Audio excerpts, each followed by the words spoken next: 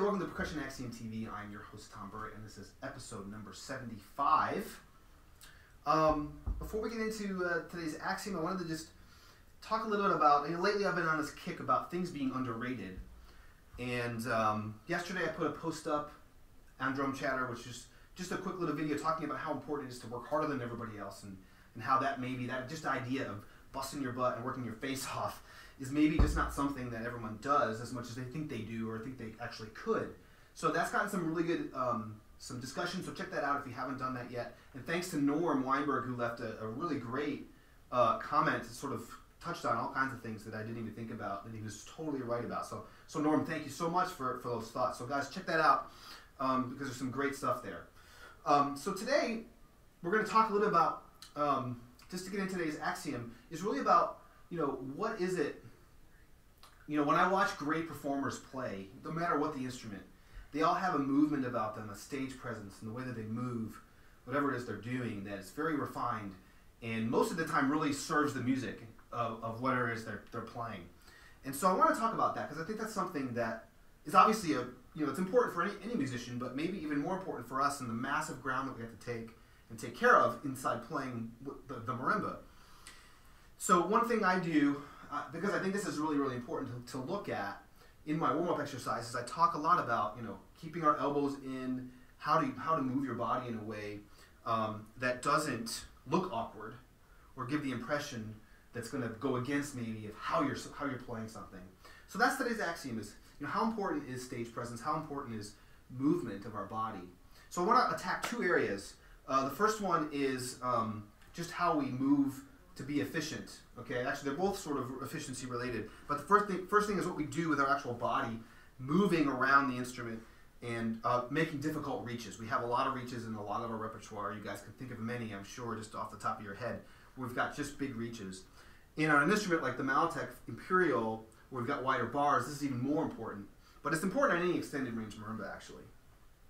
So that's the first thing, is what we can do here. And the second thing has to do mostly with efficiency in playing notes where we aren't actually in front of them. And I've touched on a lot of these concepts in other episodes, but let's start with the first one, which was just what we can do with our actual physical body to make difficult reaches.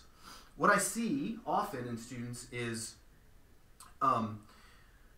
instead of doing anything, the first inclination, I guess, it would be that they reach, okay? And this is very problematic, I think. It puts your sticks at a very bad angle to make good sounds. You always want to be as flat to the keyboard as possible, so that's the first problem. It closes our entire body down from being able to communicate with our audience, which is a very big problem, I think. And it makes it difficult to do a good stroke. It's also very bad for the posture, it's very bad for your body to hold up all this extra weight. But for some reason, that's the first natural inclination that students have, or players have, when they have difficult reaches. So I just don't like that at all, and I think it's really important to kind of look at that. So what we want to do, I think, and I'll leave the camera at this angle for this part of it, is instead of reaching like this, the problem with this also is that we've got all this dead space that we're not using in this area, this triangle here, okay, which is about that far, which is about a foot, maybe even more. And we all know the shortest distance between 2 points is a straight line. So if I really am stretched out, then it would make a lot more sense to keep straight here at the hip. Don't bend at the hip, but bend at the knees only. Bring down this way. Now I can actually make a good tone as stretched out as I am, because I have a much better angle to the mallet, to the keyboard, and I haven't closed down the front of my body to the audience, which is really, really key. And I can actually support a lot of my weight without bending at the hip pretty easily on my legs. And this is actually kind of a workout. Okay, so you should feel burn in your thighs, basically. So if I'm going to the left, then I usually kick out my left foot. Hopefully you can see that from this angle. If I'm going to my right, I usually kick out my right leg. But I always try to keep this straight. Okay, so that's the first concept. So instead of when you have big reaches, don't do this. Bend at the hip. Usually it means putting the knee towards the resonators, and sometimes I'll even knee the resonators a little bit. That's how far I have to get in. Okay, so we're going to move the camera right now and talk about the other issue. So just your patience, please. Make sure I do this right. Okay, so the next issue, and we'll cover both from this angle too, because it probably wouldn't hurt to see that. That should be work, so I'm still sniffling here from my cold. Okay, so the next issue, thanks for your patience there, guys. The next issue is not having to play in front of the note. Not having to play every note by being directly in front of it. You know, I've covered this with my arpeggio exercises. You can download that on my free stuff page at thomasburritt.com. And through that exercise is the one where I really talk about that. So, for example, the D major arpeggio, I'm not going to start directly in front of it here because it moves very quickly up and down. So I'm going to start in the middle, do my whole lunge thing, right? Not bend here, but bend at the knee, bring my body down a little bit, push, and pull. We talked about that. Now I've covered this much distance, essentially without stepping, just lunging back and forth. And by doing this, I'm actually comfortable playing this D on a very sort of awkward angle, actually, and also keeping my elbow in.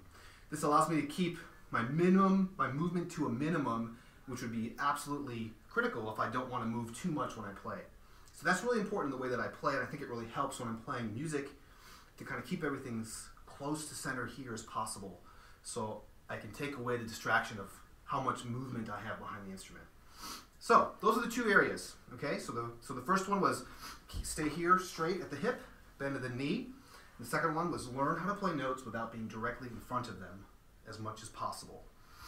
Okay, so those are the two things. So I just wanted to play one quick little excerpt that I pulled out quickly here.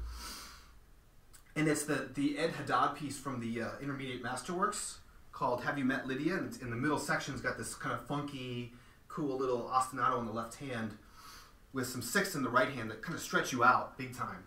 And this was actually one of the pieces that really helped me kind of figure out how to do this the right way, because it really stretches me out. So with the camera angle there, you'll see the ostinato is this. So even in the left hand, I'm covering lots of ground. And I even have a roll with a bliss. And then so to reach this, I've got to be pretty down. You can see from there how low I am to the keyboard. I'm almost parallel here. And then it continues. Nice little one-handed roll. And there. Now this one's really tough. I missed it the first time, but this is basically full extension for me. I'm way down as far as I can get to reach that. Something like this. And so on. Okay? So that's just one of many examples this could pay off for a student learning that piece. Or Merlin, there's that big thing at the end. Con variations all over the place. Do not close yourself down this way. Stay down. I can still see you straight on when I'm doing that. And I think it actually looks, not only does it look better, I think it looks cooler. For lack of a better word, it looks more interesting and serves the music better. So, what do you guys think? Okay, what do you guys think about, I mean, is there enough pedagogy that supports and talks about and deals with the massive issues we have in movement that focus on efficiency? And I'd love to know what you guys think about these concepts, what you do, if you do something different to attack these issues. And yeah, that's it. So that's episode 75. I hope this was helpful for you. And please, please, please, please, please, I want to know what you guys think. I put a lot of work into the show, and if it doesn't at least unify us on the web and open discussion about some of these, maybe this isn't the most important thing we could talk about, but I think it's pretty important if you play marimba especially. But it's a great way to kind of unite us and to kind of figure out what everyone thinks about it. So let's use that technology. Please leave comments. This post will be at Drum Chatter first, so that's probably the best place to go. Yeah, so that's it. So there's the question of the episode, and semester's over, it's holiday time, and I'm very grateful that you guys would even think about watching this, and so I appreciate that so much. We'll see you next time.